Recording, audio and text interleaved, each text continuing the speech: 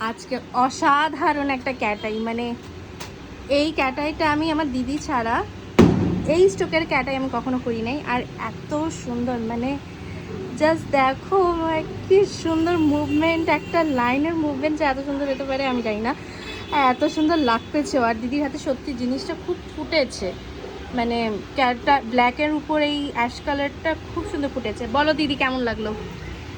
Thank you so much, আমার ভীষণ ভালো লেগেছে। আমার ইচ্ছে ছিল অনেক দিন থেকেই যে ক্যাটাই করব, আর ব্ল্যাকের ওপরে ক্যাটাই করার আমার ভীষণ ইচ্ছে ছিল। তোমাকে অনেক অনেক থ্যাঙ্কস। এই নিয়ে আমার থার্ড টাইম যে তোমার কাছে আমি নেল এক্সটেনশন করলাম।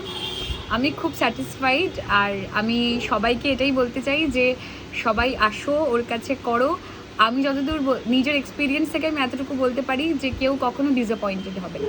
আচ্ছা, এটা তোমার কি অ্যাক্রিলিক নাকি টেম্পোরারি? না, এটা আমার টেম্পোরারি। আর আমি আরেকটাও বলতে চাই যে টেম্পোরারিও কিন্তু আমার মোটামুটি 1 মাস আমার থেকে যায়। আর সব কিছু করে, ইন দ্য সেন্স মানে আমরা রেগুলার লাইফে যে কাজগুলো করি সেগুলো করেও কিন্তু ওটা মোটামুটি 1 মাস স্টে করে।